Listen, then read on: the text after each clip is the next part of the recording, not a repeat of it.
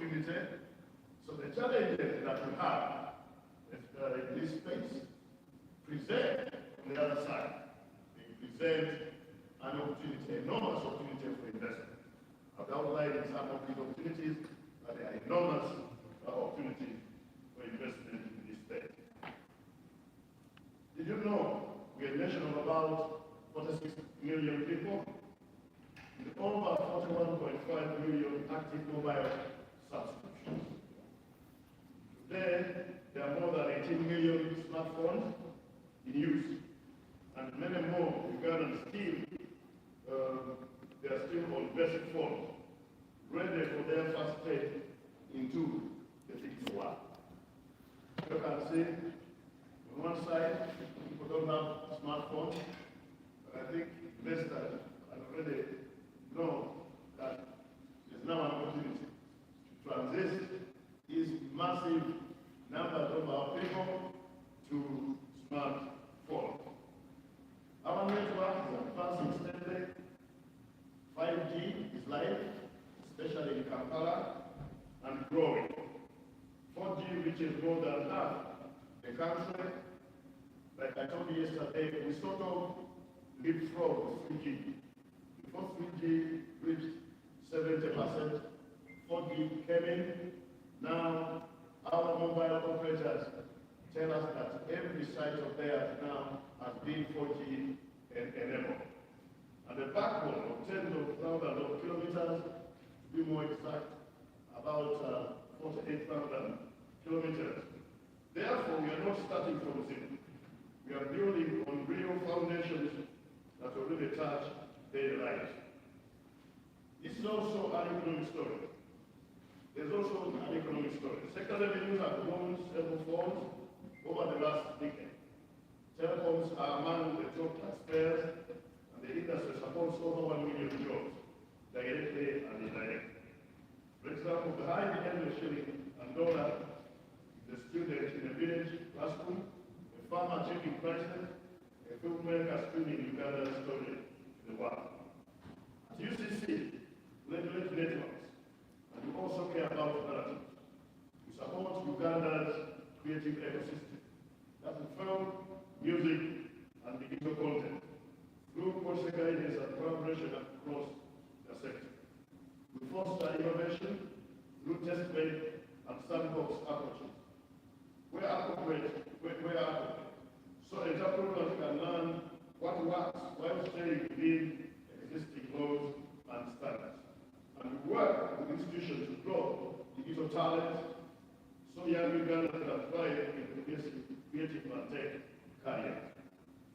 Obviously, as regulators, we don't ban creativity, we just ask for better subtitles, clarity, accuracy, and responsibility. The future we are building towards is not abstract.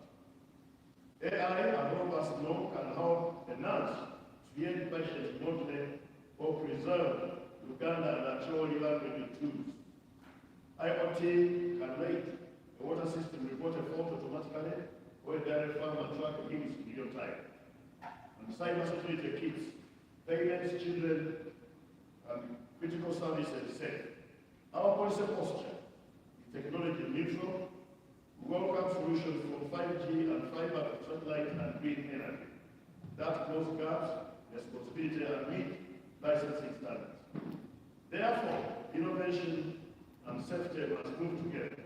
And this is the role to guide licensing pathways, uphold quality of service, and coordinate across the ecosystem so that they operate in sync. Operator 2 is counting. Did you know that millions of Ugandans still do not use mobile services, like I said? That's not a deficit. It's a greenfield for affordable devices and relevant services. Similarly, tens of millions of desktop future phone users are poised for their first smartphone, designed that first affluent well and change the car. Obviously, affordability is a very, very important point here. There's a metric we use in the ecosystem, the ICT ecosystem, called average revenue per user. In Uganda,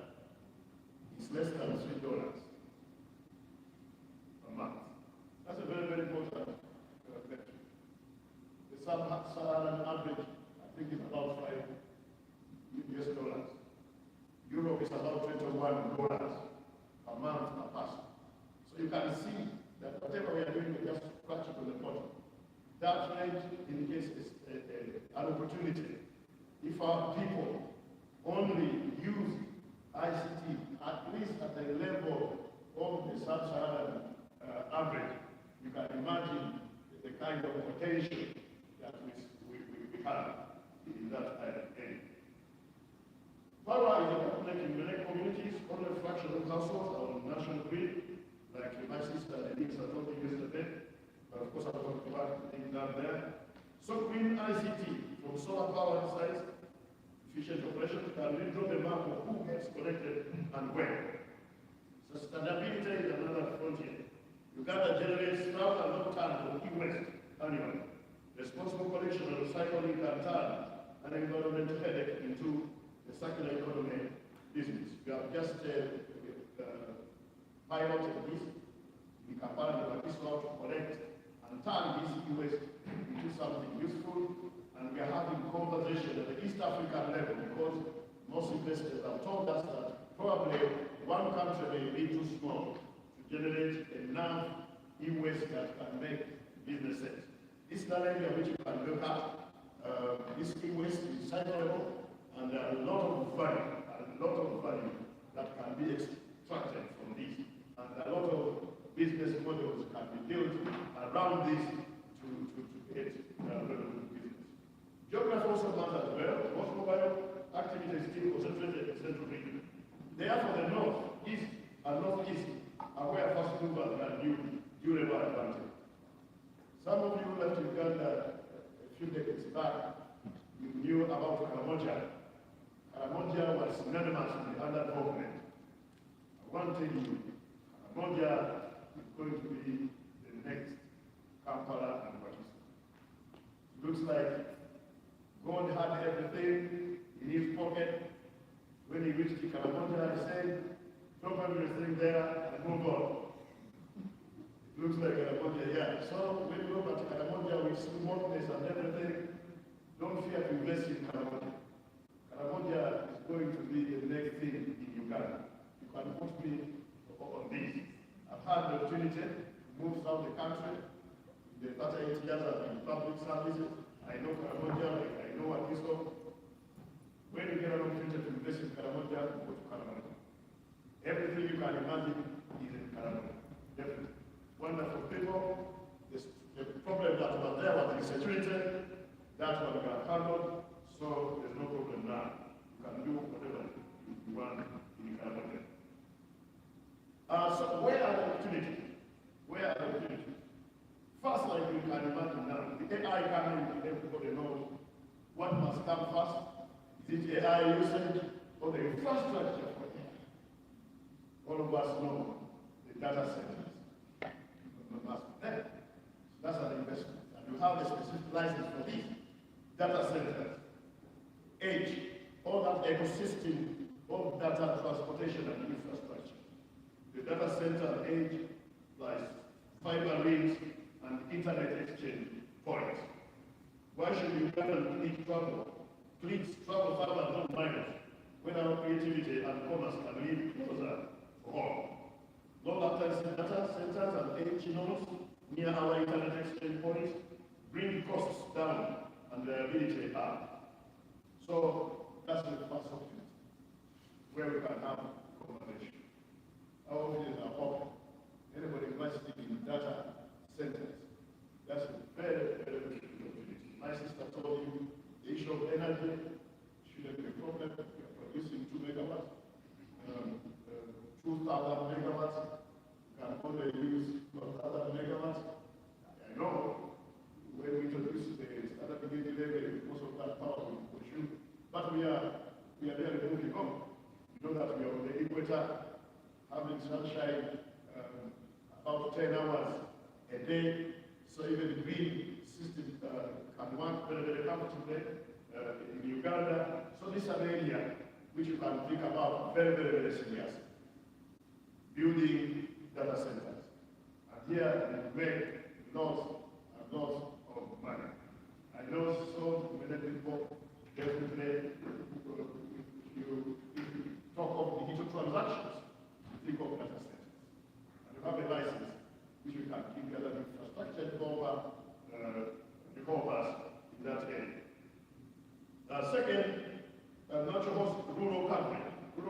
still a very challenge.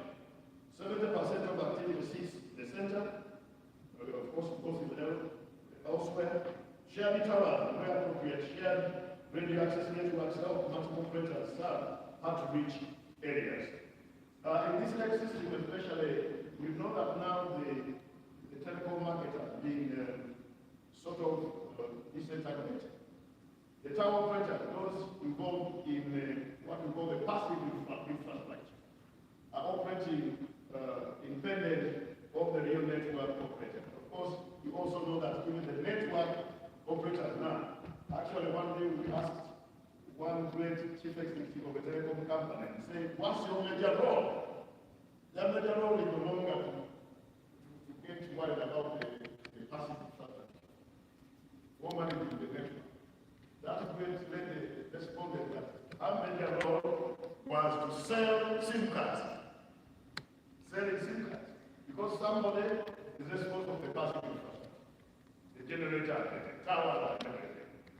Somebody is responsible for the radio access network. Where we, Ericsson, ZTE, and the rest.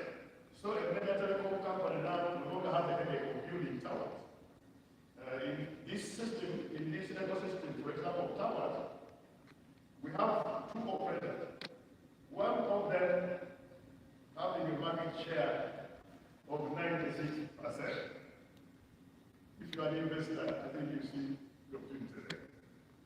Somebody has a market share of 96%. And of course, the major two operators also have a market share of 40%. One has 43%, the other one has about 45%. Between the two major operators, they have a market share of 98%. You can see an opportunity there. In the regulatory framework, in the IT system, in the ecosystem, telecom system, when you exceed 25% market share, we start to grow those people. You are becoming dominant in the market. But here we have two operators with 98% market share. What does that mean? That means that Uganda, despite our law, affordability of our people with the other pool, which I told you, which is less than $3, possibly we need a serious third operator to make competition work effective. And we know competition in a game change drives innovation, drives quality of service, of course, drives affordability. So that's another area which you may think about very, very seriously. Device financing. We have a generation ready to step into the lift economy if the on-ramp is affordable. For example, imagine a 3 to 6 per month bundle that includes the device, the starter data plan, and a set of simple local language apps. Therefore, the entrepreneur move is to partner with mobile operators, craft fair usage and responsibility, and pilot in 2 districts or like that. And we have a very dynamic licensing system where we can issue a license at the regional level, either for AI, ISP, or infrastructure license. So you can also think about that. Device financing would be a critical investment area. Fourth, IoT for utilities and agriculture. Fixed links, raise yields, and you save the power. This is where technology meets daily life. For example, water pump sensors that can alert district team before a village learns to drive. Cold chain trackers can protect you from farm to market. Smart meters that can reduce losses. This is another area. IoT is coming on board. I think it's called smart grids, smart everything, smart everything. With that, definitely, investors should be prepared to come in to support these utilities at different levels.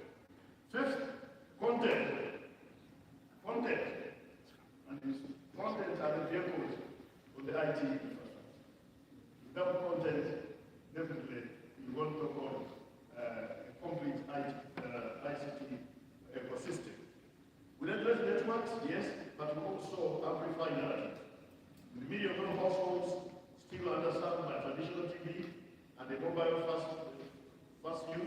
There's room for free and supported streaming and curated OTT channels.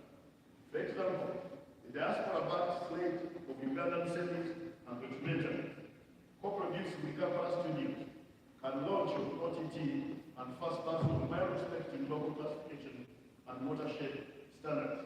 Therefore, the path is to package 6 to 8 shows, secure current and monetize through advertising and sponsorship. There are a lot of talent in Uganda in the film industry. UCC is coming in to hold an annual film festival. We've seen amazing talent in the country. There's a lot, you can do a lot of business model there.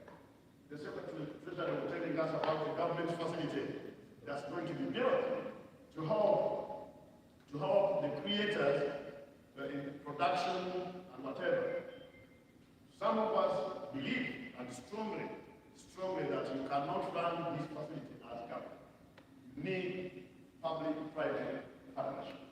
Someone who understands this space, you put up the facility, you open it up, you open the people bid who can run it effectively. So that's another area which you can think about. Of course, we can't have one facility. That will be a government facility, probably with a PPP, but so many other facilities can be put up to all our creators. Trade, entrepreneurship, and partnership. This path also creates trade and entrepreneurship. Device assembly is another area. Tower steel and solar kits, fiber deployment, data center components, those are support services now the four which I've talked about. So all those are opportunities which we can think about. Many of you here, all of us, you moved from Uganda seeking opportunity. But we know you never left Uganda behind. Like I said, Limited says support families. Your skills, standards, and global networks help Uganda live forward. When you mentor a founder, co-produce a film, or shape an IoT pilot, you multiply impact far beyond a single transfer. So, like somebody was saying, yes, remittances are good, but let's also start thinking about it. Let's also start thinking about investing. I'm an economist. I know very well that our economy is very, very stable, like the SD said yesterday. We have a very, very stable economy. The inflationary risk is the lowest ever in Uganda. The exchange rate, actually our worry is the Dutch effect. When we start producing oil, we feel now we are worried that the Uganda shilling might become so strong to start discouraging exports. That's our worry. Our worry is no longer that the Uganda shilling will be weak, but can become so strong to make Uganda a high-cost country, which is also not good. So those are our worry. Inflation is very, very low. Our economy is not small, but very, very stable, and we know, without any doubt, that a dollar invested in Uganda will give you higher return on investment compared to elsewhere in Western Europe or here in the US.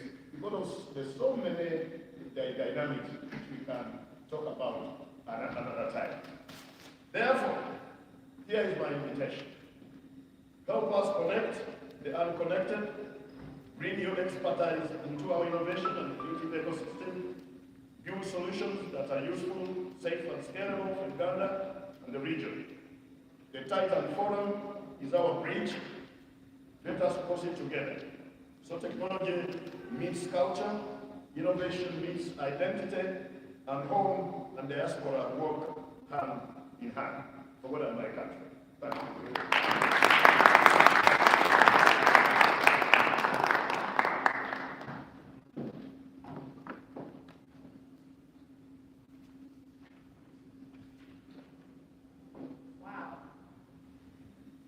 Let's give Honorable Table another round of applause.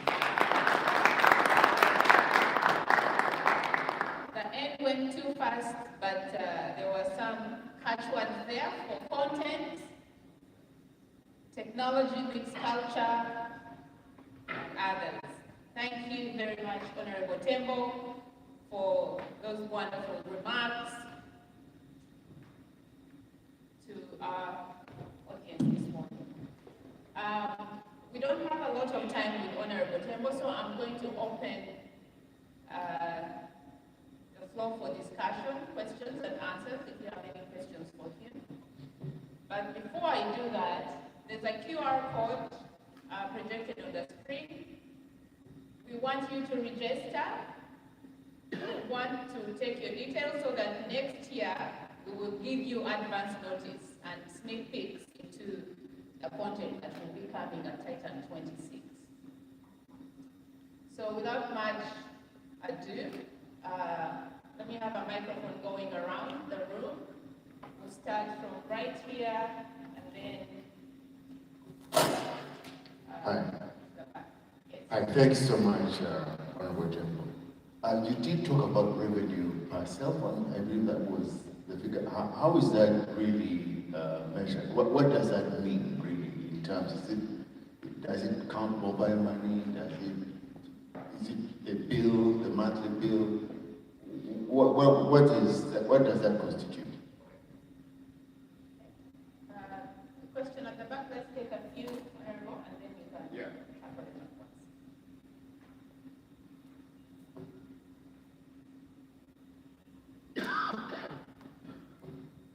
Thank you so much, Honorable Tembo. First, I'd like to thank you for your leadership. My two questions, one of them being on data centers that you had talked about. Is there any policy or is there a team with the UCC that has been put in place to look at the potential of the drastic changes that are happening in data processing due to the emergence and adoption of AI? The reason I ask is with the adoption of AI, we are going to see more companies move to decentralized processing. Now, with decentralized processing, data centers may become obsolete.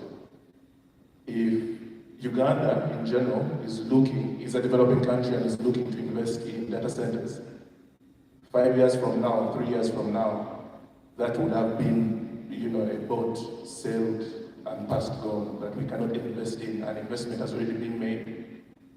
Maybe the amount of investment hasn't even come back by the time, these investments have been made in Uganda. Then the second question would be on the monopolies. You talked about the market share of the infrastructure maintainers and builders when it comes to the telecoms. I had numbers like 90%, 40% for the bigger ones. For me, I see an opportunity in that market. Other investors could see a monopoly. And based on the track record, we have seen companies close because they cannot compete with the existing monopolies, the companies that are dominating these industries. Is there any antitrust laws or any discussions that have been had with the UCC to protect spaces like those? Because then if someone wants to come into the industry and try to take part, it will be very hard with 90% share and 40-40 for the two major companies. Thank you.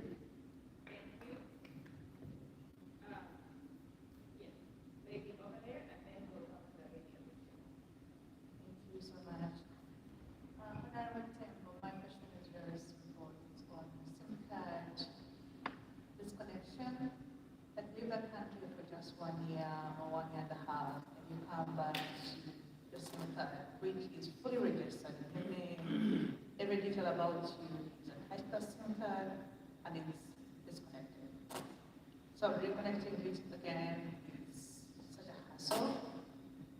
Sometimes you may even lose the number, and that number is really attached to so many of your documents, your bank accounts, your immigration records, everything is on that SIM card.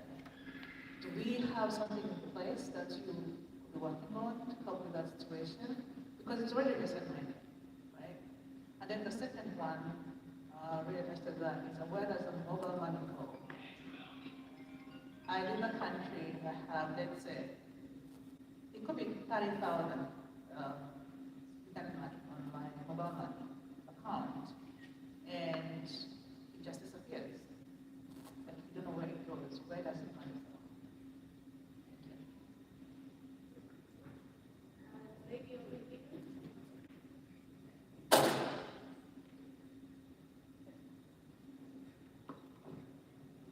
Thank you very much for that informative speech, Honorable Temple. It was wonderful for us to get a layout of the land, and just adding on, I think, supporting the question which was asked earlier. My question was really specifically around the position that Ugandan regulators and I guess the business sector is at right now with regard to blockchain. I saw, as you covered the various aspects, that blockchain specifically was not addressed. I asked this question because, you know, numbers that we've been researching that we see, and I'm part of a team, SoonPay, supported by Project Pi. And we are in this blockchain space, and we've seen regulators across the world really spearheading and working towards getting on top of the blockchain discussion and infrastructure. And where we are right now, in terms of Africa as a continent, over 50 billion in rewards, revenue, is being created per annum from blockchain infrastructure.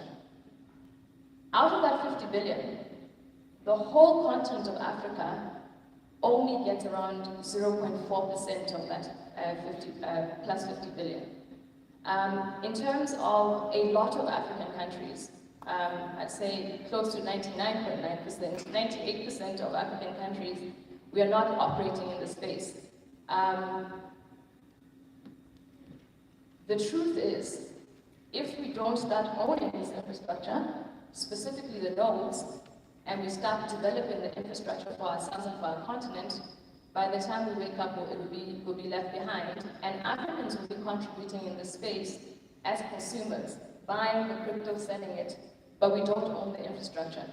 So we have a solution, but I would love to hear where the regulators are in Angola, Uganda, specifically when it relates to blockchain. Thank you. Thank you very much. Take those regular to get that around.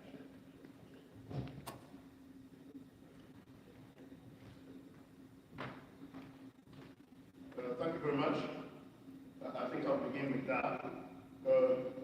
As regulators at the best regulatory practices, we are technology neutral. So we will never recommend a particular kind of technology to be used by our licensees.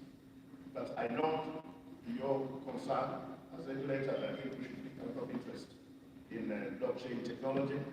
And I picked a lot of interest in AI to answer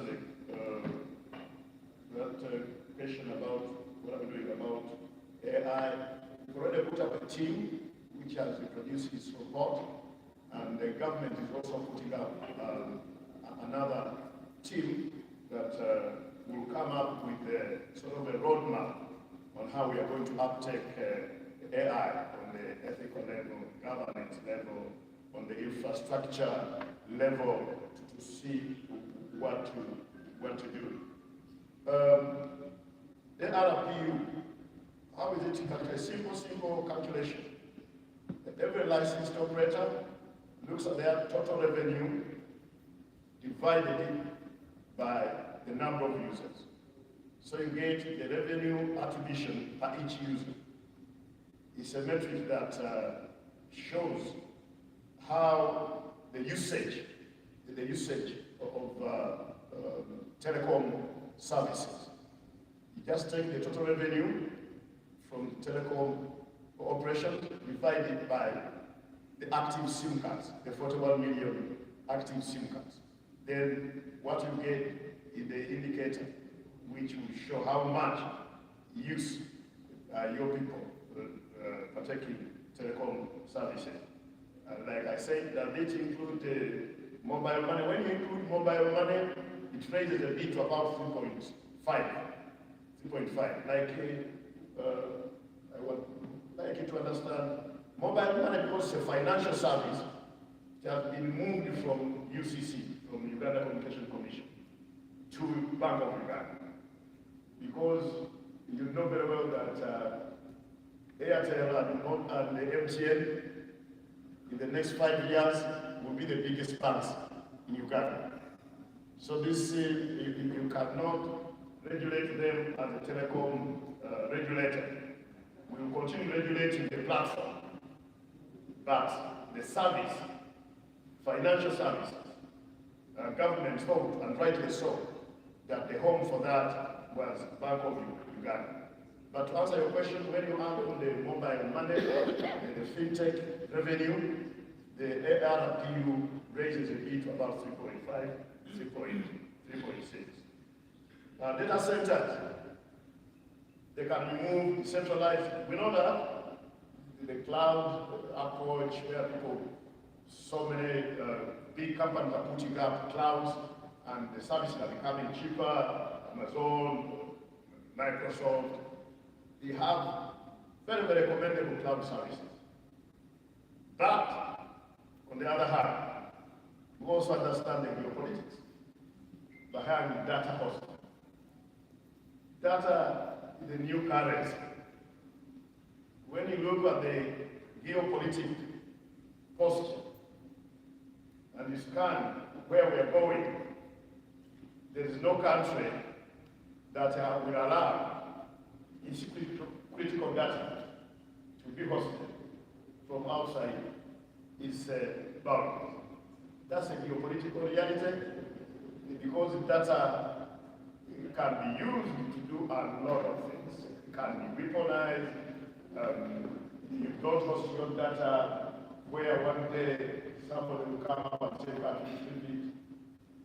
You don't do that. You can't take that risk, especially when you're a small country, even big countries. So I know, yes, we don't want to initiate policies that will restrict people where they keep their data, but we will be very, very, very aware of the risks that we stand as countries to host all our kinds of data from outside our borders. So yes, decentralization can come in. I believe data centers will continue to be a very, very critical infrastructure. And looking from this, if data is very, very critical, then the infrastructure handling data is a critical infrastructure. Then as a country, yes, commercial experience cannot do away with the risks of the national security risks and the geopolitical risks. So in balancing those two, for me, I would comfortably say that data centers will still remain critical infrastructure within the country. And I see the conversation at ITU, I see the conversation African Union, the conversation at the East African Community level, the conversation within the South. We cannot play around with our data. We have to do everything possible, where possible, to host our data locally. And that will definitely require a lot of data centers. Of course, for businesses selling bread, businesses doing things which would not be critical, they can host data wherever they want. But data pertaining to our health system, data pertaining to our agriculture innovations and other innovations, that one have to be kept within the country for obvious reasons. Because, as you know, all of us in this room are aware that internet has been weaponized. It's now really, if you look at the other side of the internet, the dark side of the internet, it can really be a terrible weapon. So countries have to look at that. Our brothers in this jurisdiction understood this one long time ago. And Africans, we have to copy from our brothers. You know here that the NSA is headed by a first general. So what does that mean? This is chief signal intelligence construct. So data is not something to play around with. Yes, data centers will remain very, very critical infrastructure, and I still strongly believe that this is an area where you can invest and expect to get your money in the next 10, 20 years. Monopolies. When we see these monopolies, yeah, because of this, we give a lot of incentives to new entrants. And we have issued regulatory guidance and directives to these operators because they have a market share of more than 25%. We regulate them as dominant companies. There's one American company which is investing, it's called Hamilton. If you ask the Hamilton people, we've directed MTN and Airtel to carry them. And they have no option of not carrying them. So on virtual network, and they have to comply. So there's no way they can say we can't carry them. Carry them, because already you are above 45%. I mean, that means 25%, you are dominant. So carry them. When you reach the license level, and the licensing level, the entry level license fee has been really reduced for a national telecom operator. We give you a telecom license, and that's a fraction of what these other people are paying to create that ease to enter the market. Yes, monopolies are bad, but these are sort of natural monopolies. Because you know, MTN came in as the second national operator.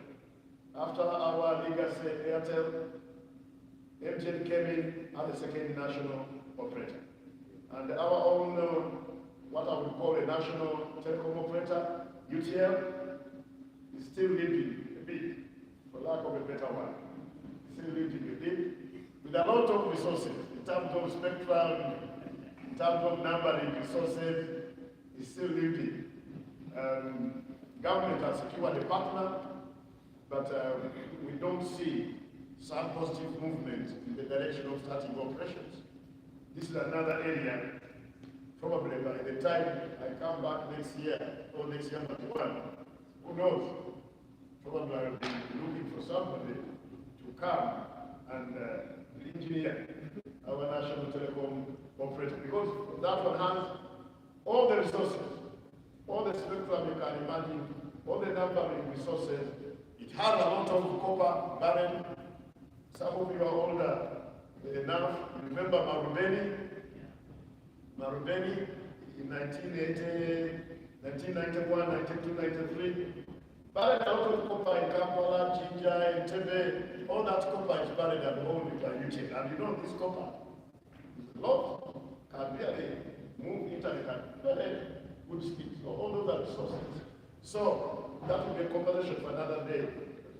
But these monopolies, yes, they're there, and we know, we watch them to make sure that the barrier to entry, they don't create barrier to entry. SIM card disconnection. Yeah, this is a conversation. I've heard it from, I first heard about it from our friends from the Arab world. Some young people approached us, told me that they disconnect them. This is a conversation we are having. We have been keeping your active mobile SIM card for 90 days. That 90 days? Where's Ronald? Ronald, is it 90 days? 6 months. Yes? 6 months. For 6 months. for 6 months. But that's, we are trying to see what to do, especially for our people in the diaspora. Our people in the diaspora, I think it should extend beyond that. It should extend beyond that, because a SIM card is no longer just for voice. This is a wallet. This is a wallet. Where does money go? Even when your SIM card is connected, your money will remain. That's what I'm sure. Your money will remain, and Bank of Uganda will have all these records. You just have to go to Bank of Uganda, to your mobile operator. You present yourself, you go to Bank of Uganda, your money will be kept on sort of a suspense account. It will bear. You never lose your money. You never lose your money. And definitely, whoever has a complaint that they lost their money, you approach us.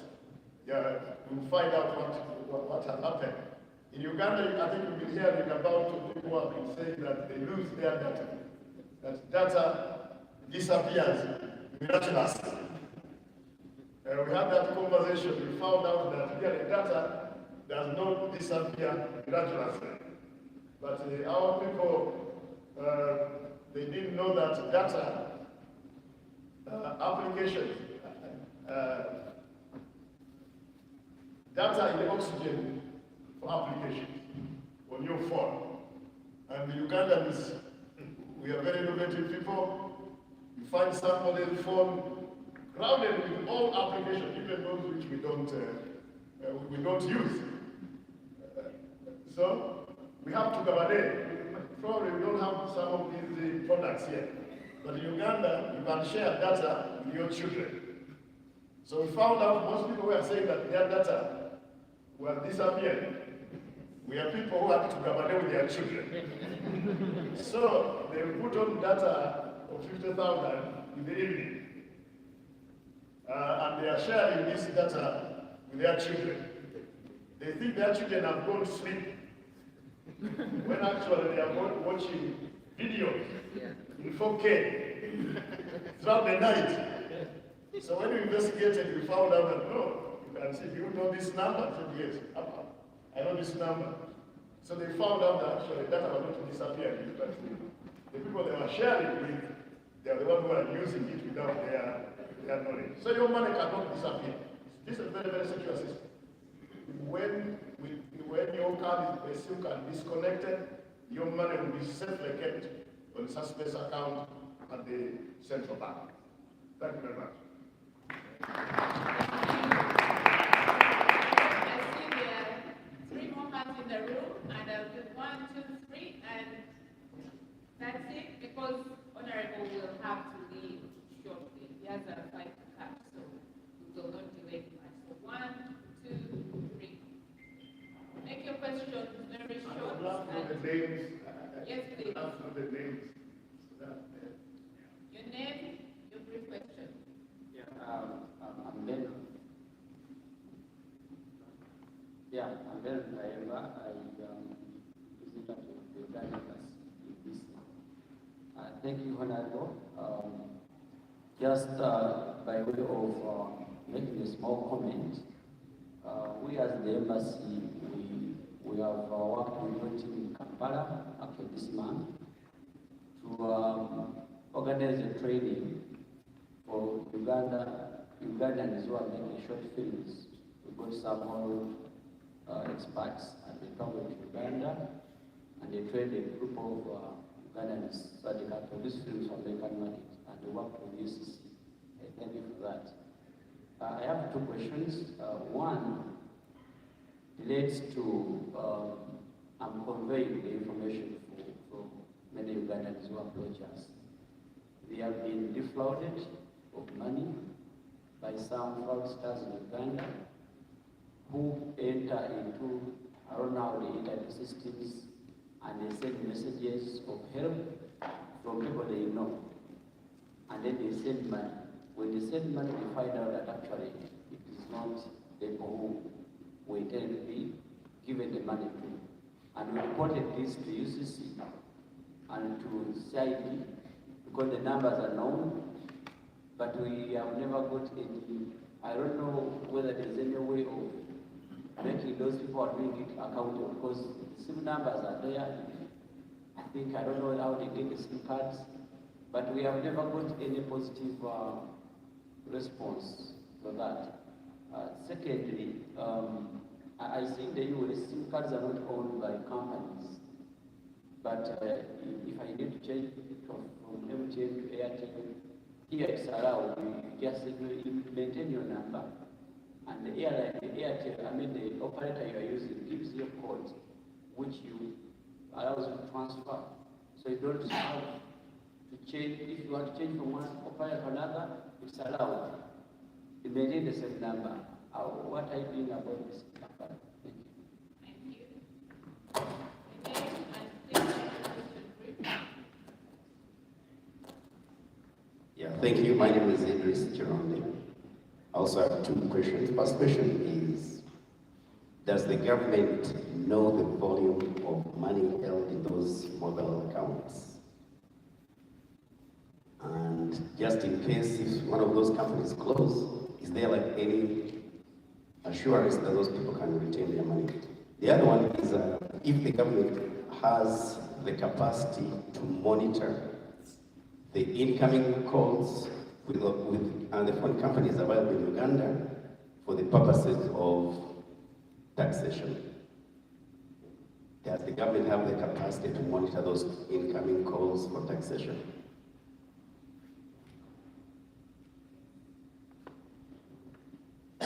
Thank you. Fred Kalema Musoke, my name.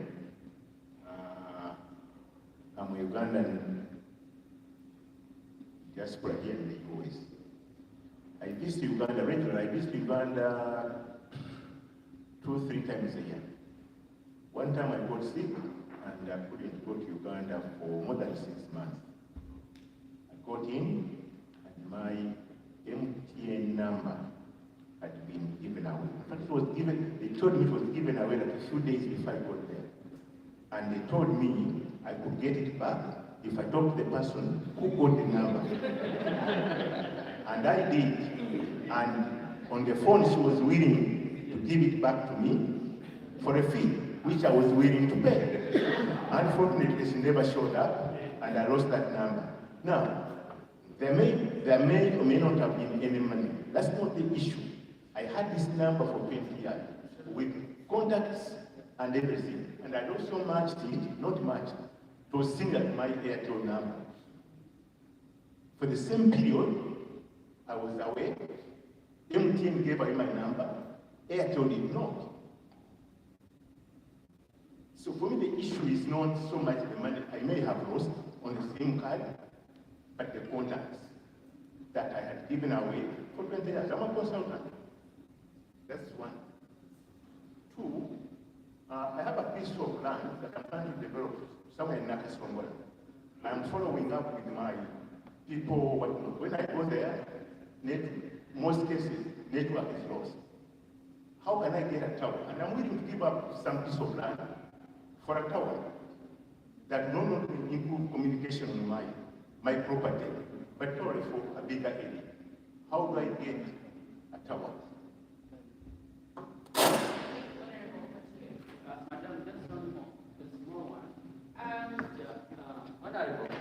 We have many investors who have approached us, and they are willing to invest in Uganda, but they are saying they can't because of Facebook. Are you able to say something about that? Okay. Thank you very much. I'll begin with that. Talks are in advanced stages to see how we can restore Facebook. But what you may know, what probably don't know, is that Facebook was banned in Uganda for reasons which are beyond the regulatory mandate. Facebook started interfering with the internal political affairs of Uganda. That's unacceptable. everywhere in a democracy. We don't want people that interfere with our internal affairs, including here. I think TikTok is having issues here. They are being resolved, but at least at one time it was. Yeah, so, but we are talking with them. I'm sure we'll be able to resolve those matters soonest. And I can say this because it's not a secret. So Facebook interfered in our internal affairs to the extent that they were dismantling account numbers of people who were related to government. So when you do that, you cause problems. But they are nice people. We are talking with them. We shall resolve that. We shall resolve that and tell them not ever to interfere with our internal affairs. Let them do business. We have no problem. Let them do anything in Uganda. Don't interfere with Uganda because you don't understand Uganda. You don't know what Uganda is. So don't. That's a no-go area. Uganda is for Ugandans. We can have our quarrels. We can have our smiles. Ugandans. Facebook, TikTok, get out of these quarrels. Don't come in. You're not welcome. You're welcome to do business, but not to do politics in Uganda. Politics in Uganda is reserved for Ugandans. Right? So that's the problem. But we are talking with them, everything will be okay. Everything will be okay. But because of this, our young people now have started to trying to develop, started internally. You see, when you have a challenge, everything should have a silver lining. Because of this, I can see so many Ugandans developing applications which will be like Facebook. Is that bad? So for me, if Facebook was banned for 5 years, and one Ugandan came up, because of that, one Ugandan came up with an application which is like Facebook, wow. Praise the Lord. Praise the Lord. Because its necessity has sort of ignited some innovation. So to me that's the most important thing. But we are talking. We are talking. If there is somebody who's going to put on their eggs or whatever, say, the regulator say, talks are in advanced stages.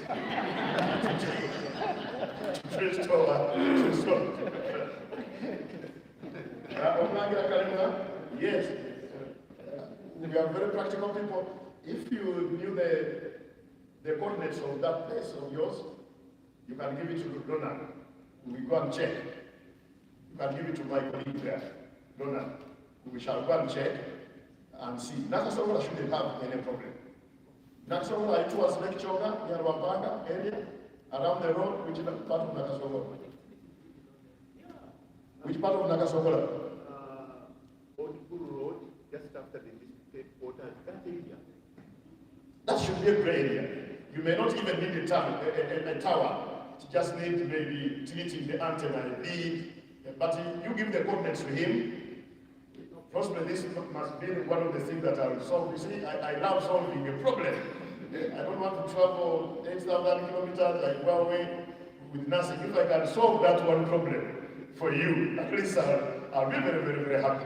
But my trip will be very successful. So, we go into the coordinates and we see what we can do immediately. Yeah, the number is very, very important. The number is not only the money, it's an emotional thing. It's an asset. Your number is an asset, especially with the contacts. Like I said, let's go into this conversation because I don't know the arithmetic of why it should be 6 months, not 12 months, not 18 months, not 24 months. So this is something, again, we will talk about. I've now heard it from America. I heard it from our people from the Middle East. I think this is something now which I should put on my radar when I go back home to see how to solve it immediately. Yes, Ambassador Benon, number portability. Number portability. Number portability is a very critical thing in telecommunication, where you move with your number to another network. Because number importability creates barrier to entry. People don't want to, and it affects quality of service. People say, I've given you my number because you fear to move. Even when my quality of service is bad, you fear to move to another network because you don't want to lose your number. And regulators don't like this. They want people to move so that quality of service goes up. The problem is, behind the scenes, number portability has to be managed through a system. And this system costs money. Number portability was tried in Kenya. It was dropped. It looks like in embryonic markets, number portability is a problem because of the costs involved. We are also studying it to see whether we can try it in Uganda. But the results from our Kenyan counterparts indicate to us that it looks like number portability is not very practical in young markets. In big markets like US, in Europe, it's practical. But we shall study it because we know the implications. I see the implications, I see the ease. People want to move their numbers, and the competition issues involved. So let's study it further. The fraudulent acts.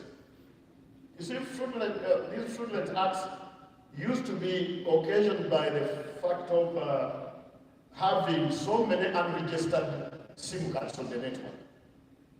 I want to tell you, we have reduced these SIM cards to nearly zero now.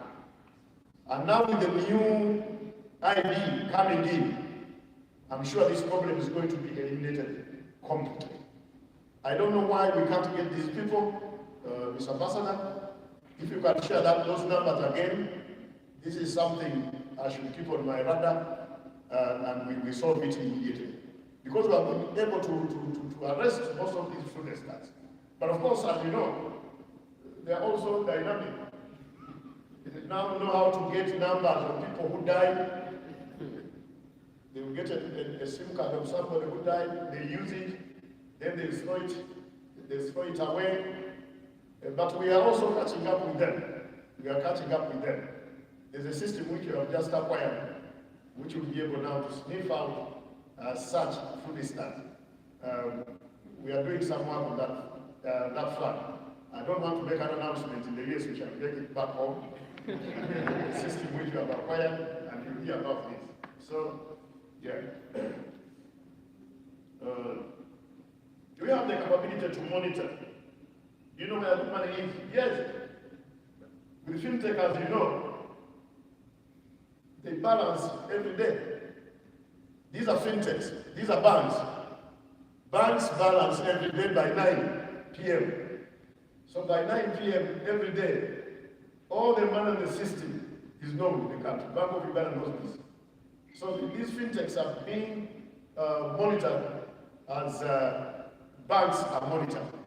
Bank of Uganda will know up to the last shilling of every bank by close of the day. So including these fintechs now, which are being regulated by Bank of Uganda. So that capacity is there. And do you have the capacity to monitor incoming calls? Yes. For the past 8 years, we've been getting taxes from these incoming calls.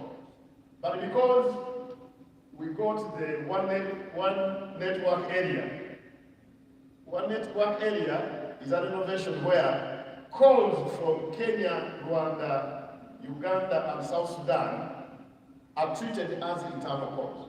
So when I call from Uganda to Kenya, it's a local call.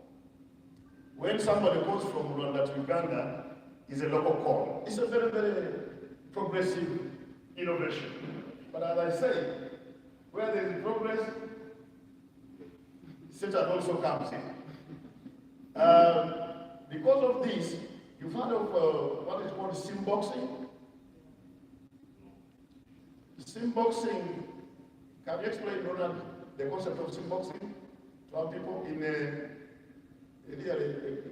language that will be understood by everyone. Let me try. Okay. Do you have a microphone in the room?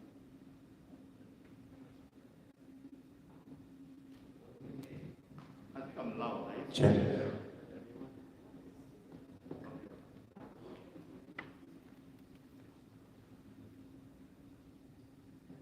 So without getting into technicalities, imagine a technology that allows a person calling from the US to Uganda to appear as though the call is emerging from Kenya, right?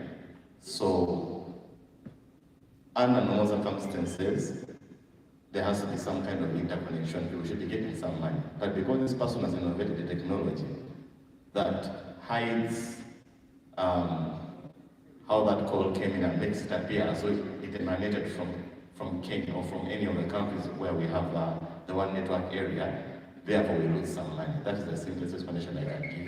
Thank you. Of simple thing. Thank you. You coined it. So that's the problem now we are getting.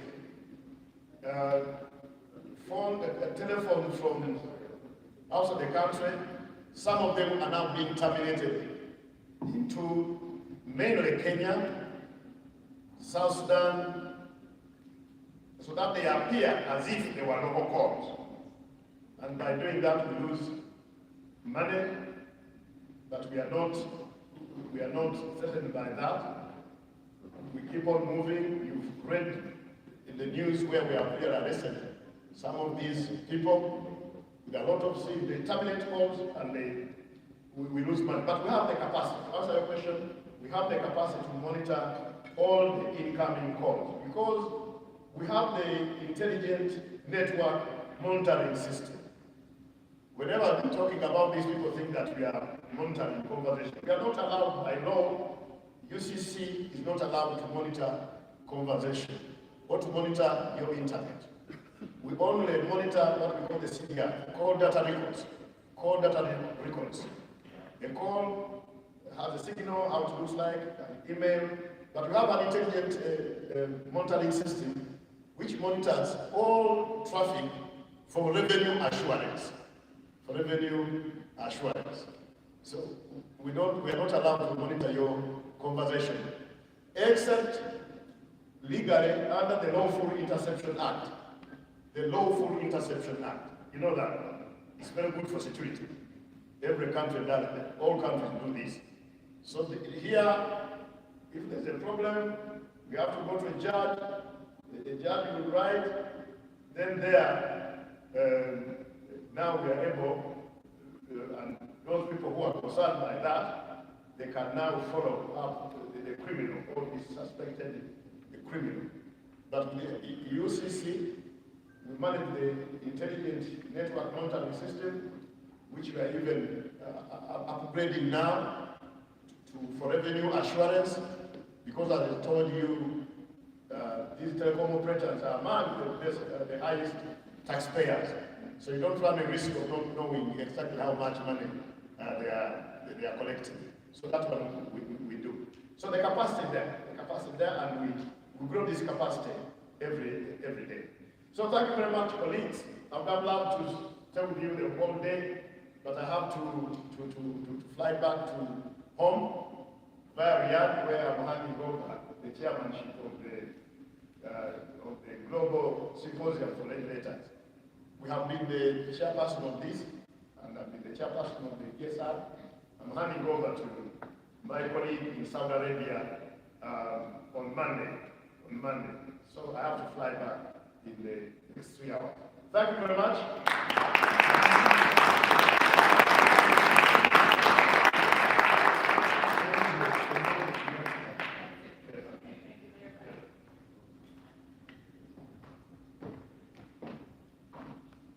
I hope all of you people didn't hear that we are going to drink chai back in Kampala. Thank you very much, Honorable Tembo, and we wish you safe travels back home. Ladies and gentlemen, that was appetizer.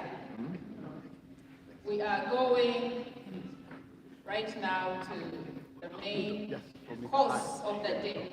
But before we go to the main course, I would like to let you know that after this forum, you can go to floor 4, Imperial Room 5A and B. There is a medical checkup happening. It is offered free by the group of doctors within the UNAA network. So please go there, get tested, and check them out and support them. So we have a very distinguished panel of speakers today, whom I would like to call up to the podium this morning to talk to us about a variety of technology-related things. The first one up is my friend Godbert Mushabe. Godbert Mushabe is a lawyer, he's an inventor, he's a creator, he's a farmer, he's a political ideologue.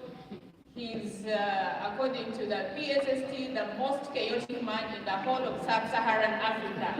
So Godbert, welcome. Godbert will be talking to us about fintech solutions that the Fortune 500 Club is working on.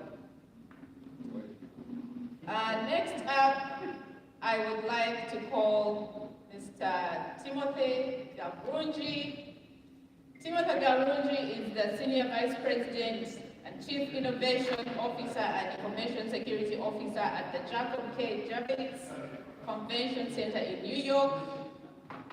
His career is rooted in transforming IT infrastructure, cybersecurity, customer-facing technologies. He leads innovation at one of the busiest convention centers in the world. And very soon we will invite him to Uganda on behalf of UDC to come and manage our Speak Resort Convention Center.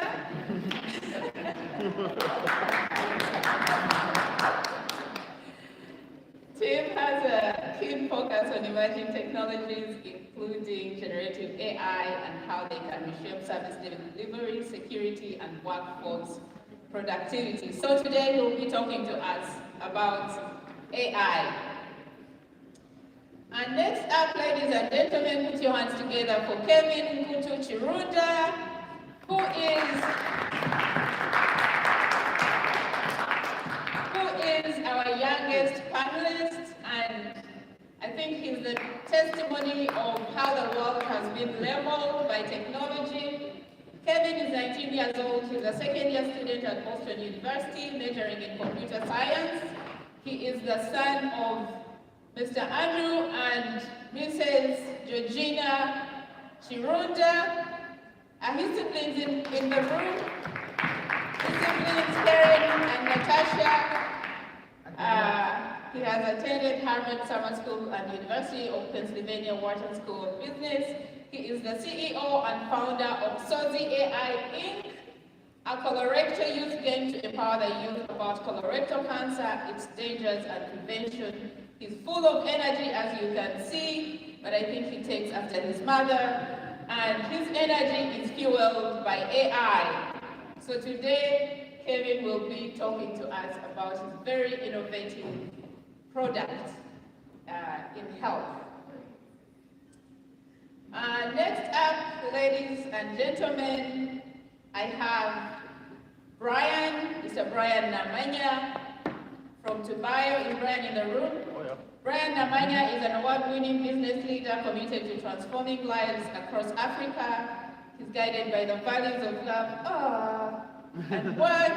He founded Tubayo, which is a digital marketplace in travel and commerce, and has supported companies to start, build, and grow.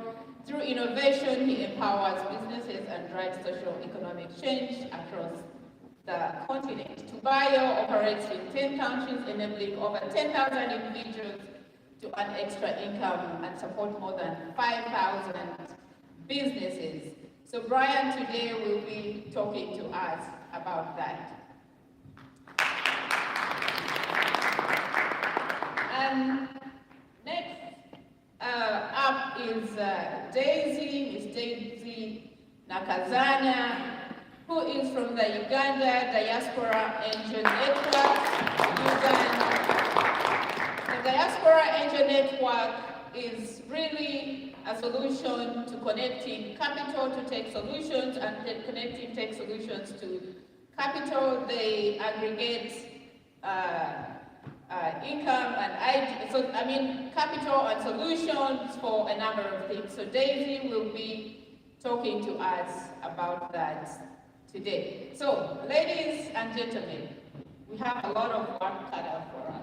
Welcome to my panelists. And first up, I will ask Godba to come and talk to us about Fortune Tech. Godba, you have 10 minutes and I'll be very strict.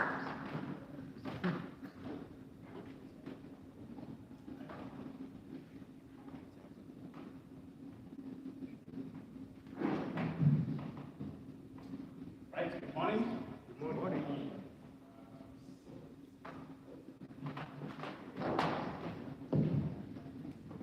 So, as introduced, my name is Godba Sharon.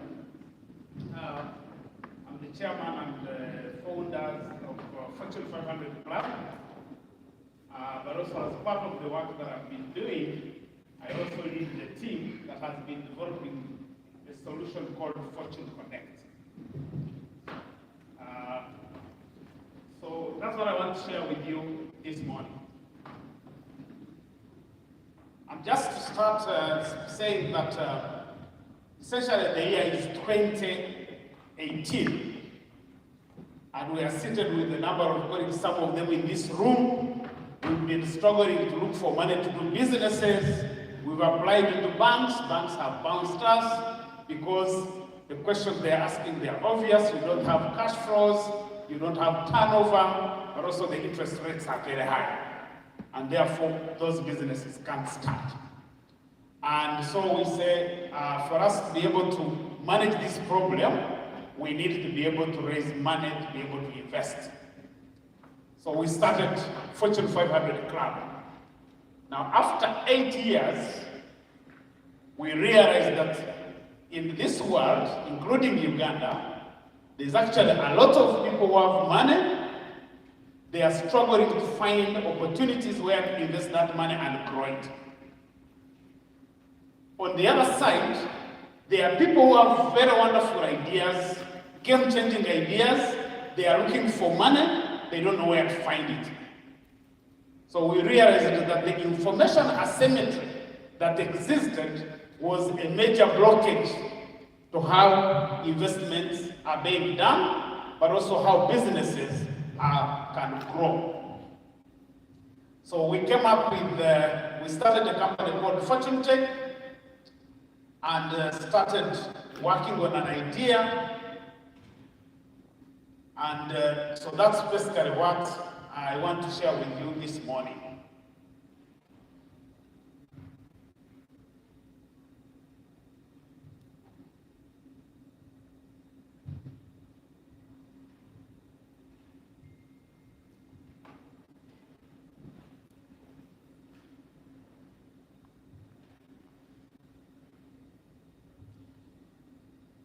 So, I'm glad this come up. Yeah, so sure.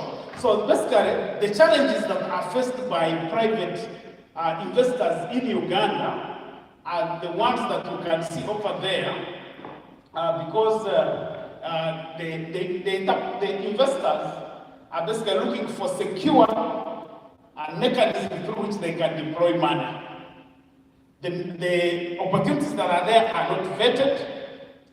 They are not properly curated, and they are scattered across the platforms.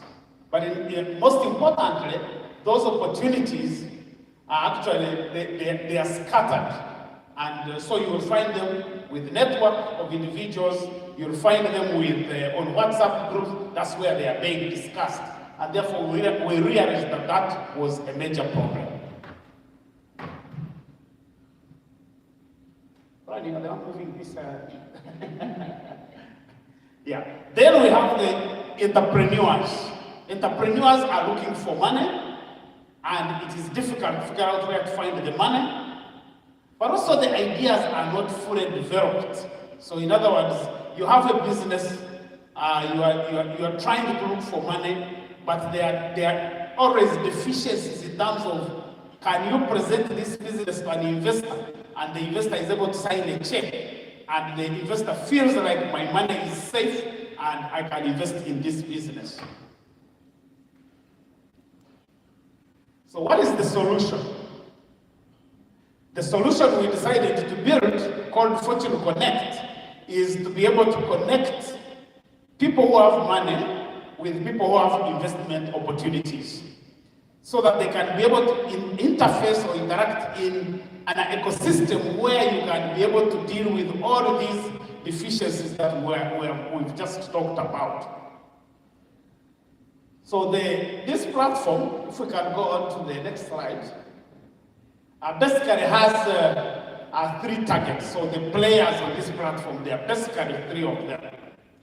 One is that we have high net worth individuals. So if you're an individual and you have money to invest, you are able to open up an account and you have your dashboard where you are able to manage your entire portfolio of money that you've invested in different businesses via the platform.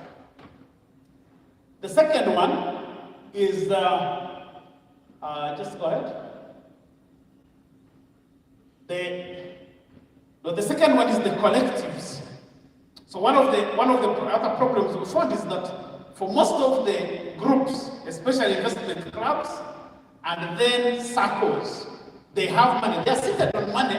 All this is there. The data shows that over 9 trillion shillings is seated in the Bank of Uganda because these groups have shares that they sell and they cannot deploy that money to invest. And then the third target is the entrepreneur. That founder who is starting a business, who is wanting to grow it, wanting to scale it, and yet he doesn't have, or he or she doesn't have the money. And so the Fortune Connect platform is able to connect all these 3 in an interactive ecosystem, which is a digital platform that they are able to communicate with each other. So as I said, we started really this from 2018. We've learned a lot from using the technology to run the club. So what we are doing now with Fortune Connect is to basically transform our experiences using technology to be able to aggregate and deploy money and to be able to expand this service to other users. So what we are doing is really based on experience. It's not something that we are trying to go out and test, because this has already been tested. I will not take you into the market size, but we've looked at the market size, and it's a very lucrative market because of the money that is being held in different places. I mean, yesterday and even today we're talking about the money that is coming from the diaspora in terms of remittances, and yet that's money you can actually channel through investments rather than most of it being remitted as a social capital. So you can see that the serviceable addressable market in Uganda is around $127 million, but actually you can easily reach, for a platform like ours, you can easily reach $7 million of serviceable addressable market. So we've created a business model that we think that this is a business that definitely will win. How do we make money from this platform? The first one is that for every deal that is closed on the platform, if you're looking for money, we'll be able to get money to get into your company from all these investors. For every deal that is closed, we'll charge a commission of 3%. And then this is a platform that has an integrated gateway. We'll be charging 3% per transaction. That is the average charge that is used for most of the payment systems. And then the entrepreneurs will be investing approximately $5,000 in business development services, because from the trials we've made, most of those businesses are not able to, they have gaps in terms of investment readiness, so our company will be supporting them to do investment readiness and complete the assessment process before they are listed.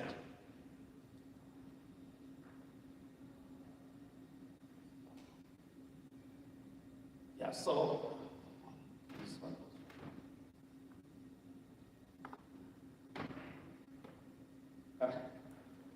Brian,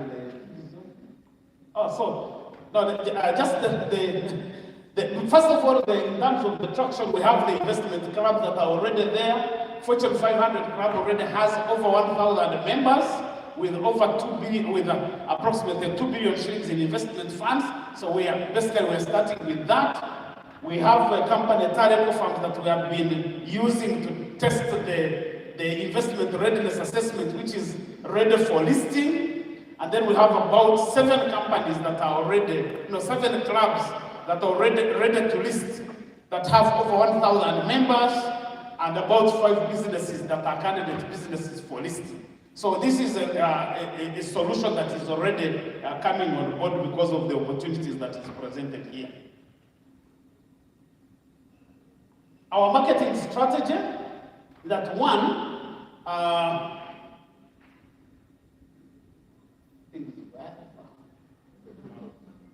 yeah? What are you seeing there? Word of mouth, go to market. Oh, word of mouth. Yeah, I think I'm aging, the eyes are completely gone. So word of mouth, that we are able to get people like you and others who have investment groups, you are able to interest these investment groups to be able to sign up on the platform, because the platform gives you a management solution for you to be able to manage your collective investment group. Number 2 is that we'll be able to offer business development services. So we'll have a dedicated team that is actually reaching out to onboard different investment clubs and collective investment groups, but also negotiate a closure of investment deals. Number 3 is the idea of a Kazi studio, where we want to build a state-of-the-art pitch lounge, where members would be invited, people would be invited to attend to investment pitches. So some of you have seen the Shark Tanks. That's the kind of platform that we're going to be using to build. I think I can finish in 1 minute. Competitive analysis, we're not going to do that before Jackie stops me. So basically our value proposition is that this is your best platform that enables you to invest in a secure environment. Our company is able to guarantee that your money will have a return. It is safe. We are currently negotiating with insurance companies to see if they can tailor a product to ensure even the investment that will be made. I'll pass the team.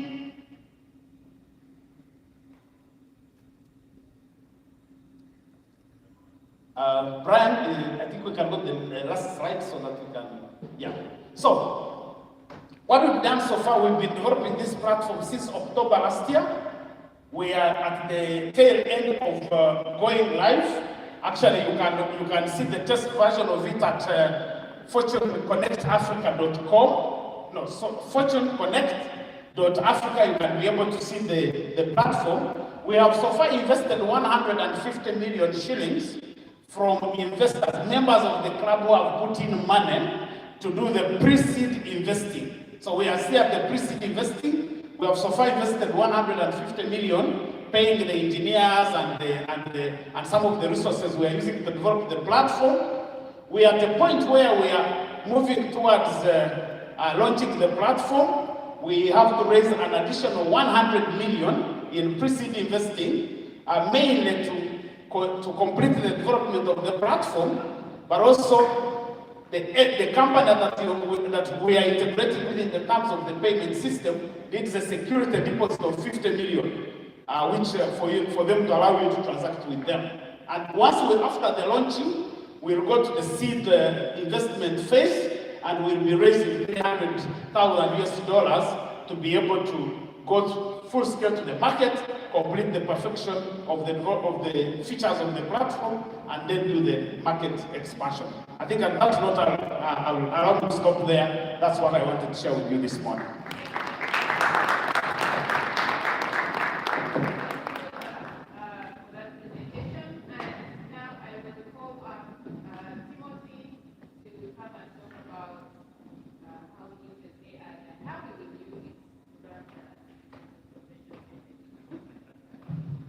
Thank you so much. So my presentation is really going to be extremely strategic at the strategy level. Kevin, you guys are going to be way more technical than I can be. I'm just going to be really deep in the weeds. And this is intentional because I'm addressing myself to leaders and I'm talking about adoption.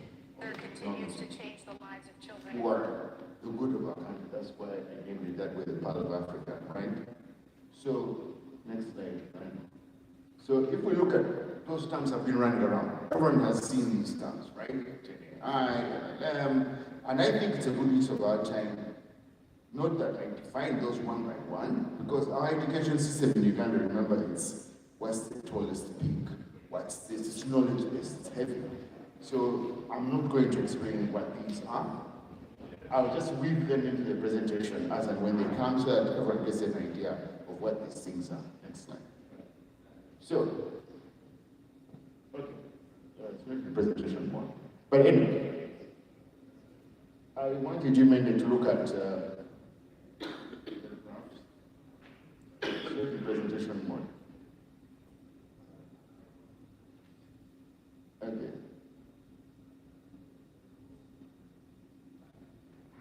So,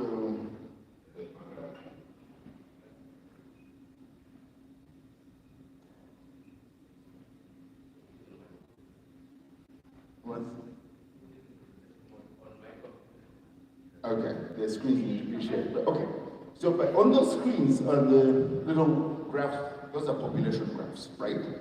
There's one population graph for the United States of America. It looks like a big upside down pot, if you will. Yeah, exactly. No, okay. Okay, let me deal with this slide first. So, with Gen AI generally, we need to get a mind shift. We need to adopt a mind shift. It's not another technology like the cell phone, like processing, like a computer program. This is different, right? So if you think of it like you have a program for accounting, you put one figure here, you put another figure here, and at the end of the month you get all these things. This is not it, right? You need to take that mind and approach it and look at it as a tool, right? And I'm sure you've all had this saying, AI is not what's going to take your job. It is someone who knows how to use AI that will take your job, right? So I just want to make sure Uganda is not left out in that, right? So next slide, Brian. So, excellent. Those are the graphs I wanted to show you. That's population, right?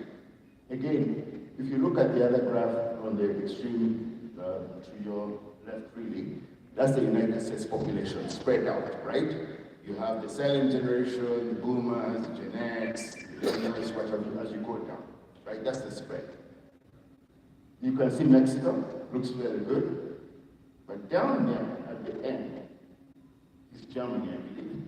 It's one of those European countries, right? And you can see it's more like a curve, meaning they have fewer younger people to support an aging population, demographic. And then you can see China, this great booming, second largest economy in the world. It's carved like this. And there's a reason those at the bottom have yellow, because they have figures sometimes we do not, they give one figure, then the next day they come and correct it, right? Next slide. That's Uganda's. Next slide. That's Uganda's. We are beautiful, and most of Africa is like this. Meaning we've got to, whatever we're doing today, has got to be focused on the Kevin. The Kevins of Uganda, and if you walk in Uganda, if you go to a mall in Uganda, just you'll see that most of the people are really young. So whatever solutions we are coming up with, and AI, Gen AI, I believe an opportunity. This is what we need to focus on, right? Next slide, Brian. So, you've got this data that came out recently. Compare two neighbors. There's Kenya, there's green, and there's Uganda. This is AI adoption, right? The Kenyans are at 45%, Uganda is at 20%. And there are reasons for this. On the other side, it's good, Honorable Temple is here, and he's talking about many of the things, many of the reasons why Kenya has managed to leap ahead. It's the infrastructure, it's their M-Pesa and what they do with it, right? I know we have MTN mobile money and everything like that, and it's also skills, getting our young people, because they have these brilliant ideas, what Godbert just talked about, right? And getting them in touch with these opportunities, right? So this is one of those things we need to make sure we are preparing Uganda's young generation for. Next slide, Brian. So, how does this thing really fit? Artificial intelligence. Number one, there's an argument. It's really not intelligence. It's a semblance of intelligence. It's like when you go to someone, a good speaker, like you take an IT guy, right? The guy who's in the data center, doing the servers, overall, very brilliant, but maybe socially, a little, needs some development. As opposed to a speaker, let's say like Godpa, who's on radio all the time. And you ask yourself, who's really more brilliant? Who has more intelligence? Maybe it's Godpa. I'm not saying Godpa is not intelligent, but it's that ability to present, to put on a show. That's what Gen AI does right now. It takes a lot of data, puts it together, presents it to us, and we're like, oh, that's brilliant. But it's not really, because there are other tests which prove that it's just a semblance of intelligence. But never mind, it's still very, very good, which is my other message. Despite all this, it's something we should adopt. Then the other thing is the way they trained it, which is coming the next. So you can see when it's like building a mosaic, right? The way they trained it and what really was the leap. Brian, next slide.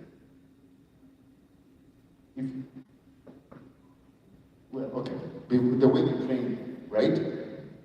And that was really the leap. What made us go forward was the way they trained it. It was like how we train young children today. When you tell them what's a cat, right, or what's a rabbit, you're not defining it. It has ears like this. It can be brown. It can be black. The toe should not be this more than 1 centimeter or something like that. No. What you're doing is you're showing them a cat. That's a cat. That's a dog. And that's this. And that's what they do. That's where the breakthrough really came. Then the other thing is also, they have got large language models for a reason. They fit with a lot of stuff, right? A lot of information. And that's where I come to this slide. The slide before.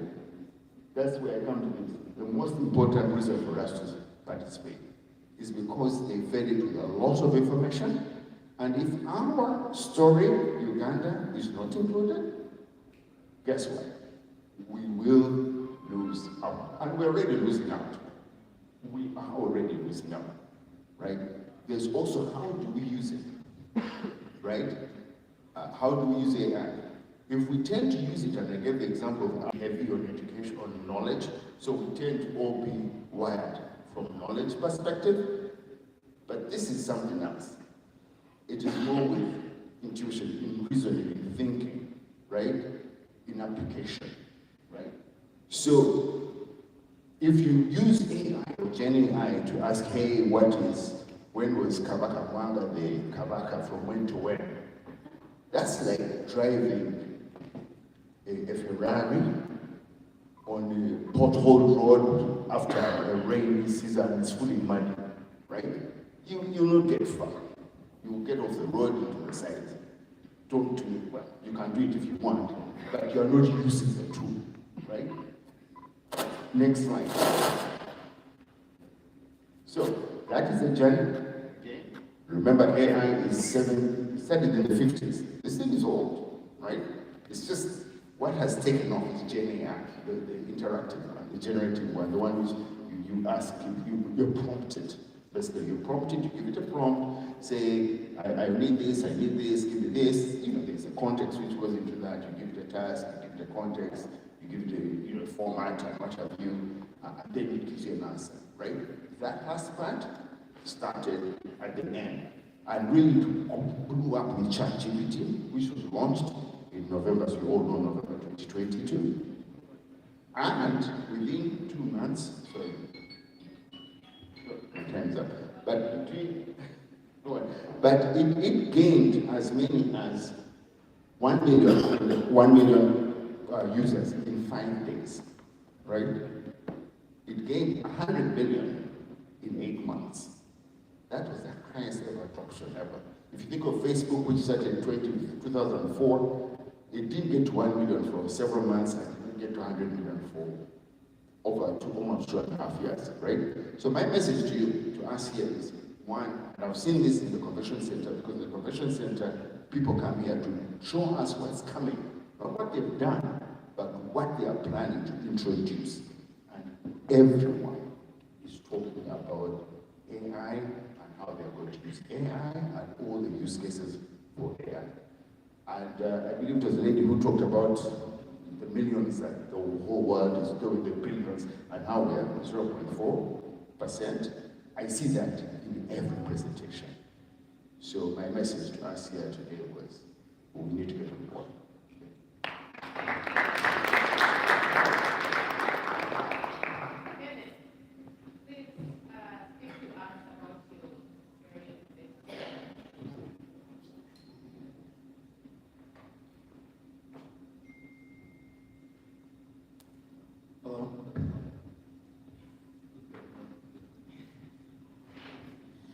Brian Kwesiga, don't let us down.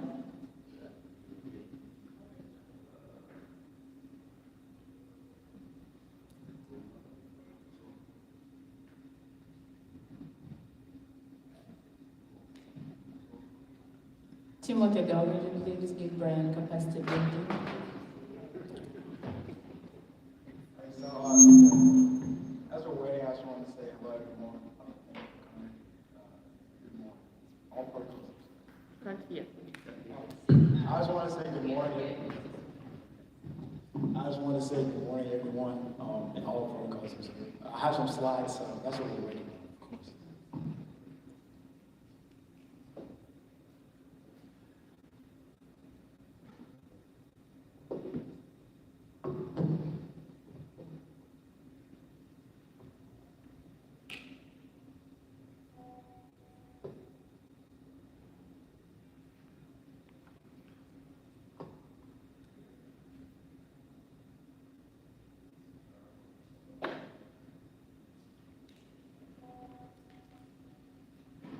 Okay, so, technical difficulties and everything.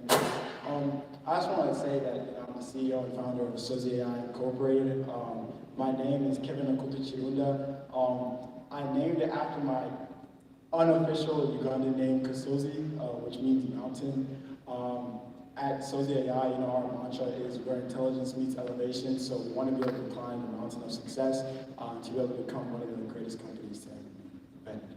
Currently, yeah, of course. So here's our logo, and yes, maybe let's go back real quick. So yeah, of course, the name is Sozi AI, and our mantra, as I said, is where intelligence meets elevation. Next slide, please. And then, did you know, according to a Cancer Research Institute article from March of 2025, the American Cancer Society estimated 154,000 new cases of colorectal cancer in the U.S. alone. Next one, please. Okay. So this is a little bit about Sozi AI. Sozi AI is a next-gen tech company. We're very fresh. Right now, it's just me on the team. The company was started exactly a month ago, like in August. And we are focused right now on innovation, intelligence, and impact. And our flagship product is called The Final Stretch. We called it the final stretch because in a game or a championship, like I love basketball, you know, LeBron or Curry, they have to keep playing throughout the game to be able to win a championship or win a game. So I call it the final stretch because whenever you're doing something, whether you're at work or anything like that, you can't take your foot off the gas. You know, you have to give your all in everything that you do. And then I also called it the final stretch because with colorectal cancer, I truly believe like these are like the last days in a sense. Like, you know, colorectal cancer is really killing the youth. And I feel like, you know, as a 19-year-old myself, like sometimes I feel like my body's invincible, and I feel like a lot of people shrug off the way that their body's feeling. But I want to be able to help people realize that a stomach ache sometimes can be early onset colorectal cancer. And then we also have a brand. So the company is SOZAI, and then the brand is Sano Youth Co. Within SOZAI. So maybe let's go back. So I just wanted to ask the crowd, of course, I want this to be interactive and engaging. I was just wondering does anybody know how many colorectal cancer prevention games are out and ready to play? So someone can raise their hand for 2. I think 2. I think C. Yeah, you can go to the next slide, please. So yeah, the correct answer is C. There are none, but at SOZAI Incorporated, we've created and published the first. So if anyone gets bored of me talking, you can play our game. Yeah, so everyone can like scan the QR code. You do have to sign in because we made it using an AI automation platform called Base44. But you can just see the preview. There's like a lot of different pages that you can go to. Next slide, please. So our vision at SOZAI is basically just to build Sano Youth Cola right now. We're not a health-based company. It's sort of just, as I said, a next-gen tech company. But right now we're focused on colorectal cancer because, of course, as an entrepreneur, as everyone knows, you can't water 3 plants at the same time. You have to be able to water one plant a lot and then branch out once you have a lot of revenue and attention. And then the main reason I started this is because of Chadwick Boseman. You know, he's my favorite actor. He's acted in movies such as 42, 21 Bridges, and Black Panther. And he died from stage 4 colorectal cancer at age 43 in 2020. I was very surprised from it, and I feel like everyone, of course, was surprised from it as well because he was fighting it in private. He didn't want anyone to know. I was talking with 2 young gentlemen over there earlier before the panel started. Chadwick Boseman used to fall asleep in interviews, and he also used to he was started losing a lot of weight, and many people were making fun of him for it, so I wanted to be able to bring awareness to it, and nobody knew that he was fighting colorectal cancer. Right now, we plan to raise $1 million from VCs, angel investors, and startup accelerators to just bring a lot of attention and be able to compensate for everyone involved. We want to be able to bring on some front-end and back-end developers alongside some marketers so that we can really just get this out there. You can go to the next slide, please. It's okay.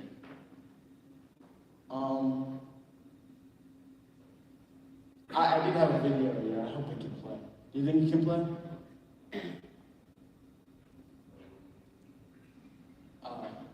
That's not good.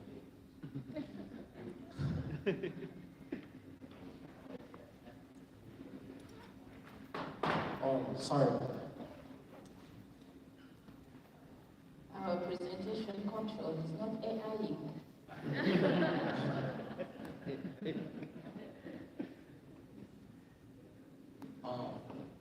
Interesting. I didn't know that.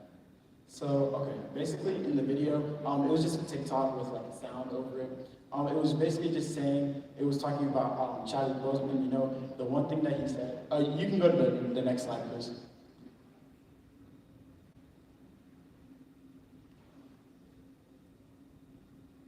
Okay, well, while I get that sorted out. Basically in the video, it was just talking about, yeah, that one, yeah.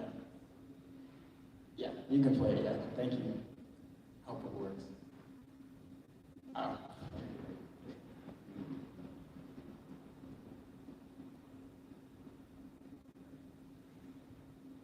Okay, well, the content of the video, I'm sorry that I couldn't play for everyone, but the content of the video, as I said, was a TikTok, and it was just a video of Chadwick Boseman getting interviewed in a Black Panther interview, because Black Panther did very, very well in the box office, and everyone wanted to know what was Marvel Studios' plan for Black Panther 2. And Chadwick was interviewed, and he said, "It's great, but I'm dead." You know, referring to the plan for Black Panther 2, he said, "It's great, but I'm dead." So everyone, you know, the interviewer was like in a jokingly way. She said, "No, Chadwick, you know, you can't be dead." But referring to his main character role as T'Challa, the Black Panther in Black Panther, but in reality, he's actually referring to him in real life. So he basically predicted his death because he didn't believe that he could beat colorectal cancer. So it's very sad. So a saying that we say is "say no to use color," and of course, "say no to use color" is the brand within UNAA Incorporated. We say that he fought in private, referring to Chadwick. He fought in private so we could one day stand up for him in public. You can go to the next slide, please. So this is a little meet the team slide. Yeah, there's a team of one. It's you know, Kevin Kasozi, unofficial name. You know, and Kutu Chirunda, the founder and CEO of Sozi AI. You can go to the next slide, please. And then here are my CEO credentials. So I'm a computer science student at Boston University, getting my Bachelor of Arts degree in the College of Arts and Sciences. You know, according to a 2026 QS World Rankings report, BU is ranked number 88 globally and number 25 nationally. I also attended the Wharton Academy Social Entrepreneurship cohort this past summer for 2 weeks where I slept at Penn.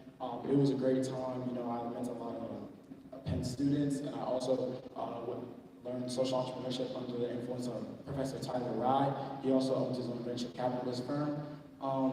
And I received a certificate for what I did, and I learned a year's worth of material in 2 weeks.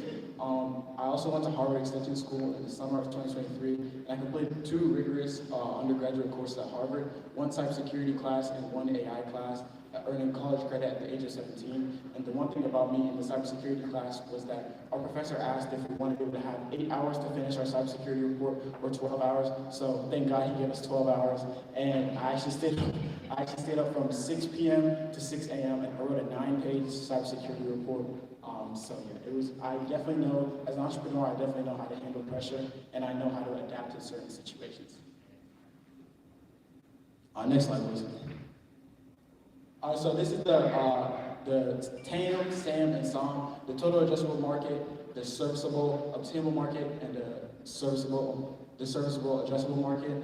So for the TAM, we have roughly $30 to $40 billion, and then the definitions are there. I know the time is getting kind of scarce.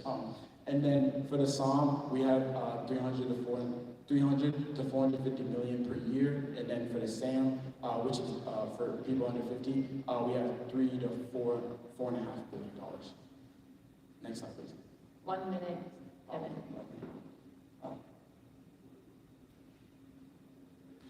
Yeah. So maybe please do the next one. Yeah, thank you. So for the freemium model, we want to do direct to consumer right now. You know, for the game that I displayed on the board, you know, we currently don't have any. We only have in-game currency that you can win through the points and everything, but we don't have any, you know, credit card and everything lined up yet. So we're going to get that worked on. And then we want to have a freemium model, as you guys saw, the free model, but we want to be able to incorporate certain levels, avatars, and power-ups that you have to pay for with a $9.99 a month subscription. And we also want to be able to have monthly health engagement for your challenge completed, so you can be able to check in and how you did that month in the final stretch. And we also want to do business-to-business contracts, so we want to be able to have annual licensing fees from colleges, public schools, and private schools. For public schools, we'll definitely charge less. And in colleges, for private colleges and public colleges, we'll charge roughly the same. But for private schools, we'll charge more. And then for public schools, we'll charge less, because at private school, I went to private school, you have to pay tuition. So. You can go to the next one, please. So this is how you can contact us. We have 2 social media platforms at the moment, Instagram and TikTok. And for business inquiries and partnerships, you may email saynotousecolo@gmail.com. Thank you so much, everyone, and I hope everyone has a great day. Thank you.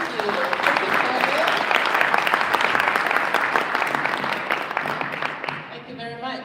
How many of you wish you had a potentially billion-dollar business when you were 19? I wish. Yeah, thank you very much, Kevin. Brian, you're up next. You have 10 minutes.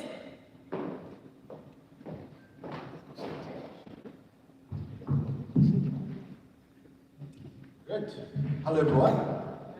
Hello. My name is Brian Namanya, and I'm the founder and CEO at Dubai. A brief about me to let many of you. I did my primary in Etebe, and then I did my O-levels at Intare School. That one. And my A-levels at King's College, Budo, and then I joined Makerere University for Development Economics. I'm a firstborn of 6, and while at uni, I started helping my dad. I think these are firstborn tendencies. And my dad had an office at Nassau Road. Today, if you ask me, then I didn't even know. Then I thought he was doing business, which makes sense. But now I know he was in the business of tenders, because today it's a build supply portion. Tomorrow they are buying uniforms. So when you come to fit in, you don't know what's going on in the business. So that's the business I wanted to come and help him. And because nothing was defined, I picked on what was being done at the streets, which is Nassau Road. So I started doing printing and branding. And I loved it because I'm an artist. I would get small brands, copy from the bigger brands globally, because I was using the internet back then. Most of them hadn't really picked up on research to see what other guys are doing. And then I would do it for the small brands and they would love it. But guess what? They would pay me 20K. That was okay. I could do about 10, 20, I make 400K, buy a smartphone, get onto social media. That is what I wanted. But shortly after school, that was frustrating, because my other colleagues that had excelled so highly went into the big firms, and then I was at the street. And then I had to reflect, this is the kind of life I want. I remember, I think the turning point was in just a quick search on who are the richest people in the world. And the top 5 richest people were tech and internet billionaires. And my thinking was, hey, just do what the rich people are doing, you will find yourself there. And that's how I got the love for internet and technology. All right, I'm also going to be looking at it here. So today, since 2018, we've built an exciting, oh, was I mine? Yeah, okay, great. Since 2018, we built an exciting brand in the country, Tubayo. Let me just take you through the slide. So we're building an AI commerce platform. And why AI commerce platform? By 2018, I just wanted to build a commerce platform to really do a lot of business. The Nassau Road business was confined in one room, whereas e-commerce business, there was no confinement. I could do cross-border, enabling of trade. But when I came to the Bay Area in 2023, I formed an AI wave that while I was pitching my e-commerce solution, they were not interested. They were telling me, this is a long goal, you need to get onto AI. So when I went back in 2023, later that year, I had to get the team and we had to create a new strategy to lead with AI. So that's why we are an AI-powered marketplace. Our traction so far, so we do an average of $1 billion shillings per year. We've crossed over $1 million in the last 3 years, and we have about 900 storefronts, over 30,000 app users, but with about 120,000 users. Most of them are using the website to interact with our platform. Next slide. So this is the problem we're solving. Ugandans know how to do business. And when I started the market, I get so impressed. A Ugandan will start a business today and make a profit tomorrow. I think that is such a great scenario to imagine. Because out there you hear a business supposed to make money after 10 years, 5 years. But Ugandans are so smart, they know and appreciate the core principle of doing a business that we're taught back then in primary. You start a business to make money. And so, if they get that right, where are they failing then? And this is the problem, ladies and gentlemen. So they start, they get the customers, they're excited, they serve them, make money, and all of a sudden it gets overwhelming. And when it gets overwhelming, they can't please the customers anymore. They have a backlog, the systems are broken, on the internet they're bashing them. That is what happens, and most of them end up closing. And that's the statistics we are seeing of 60%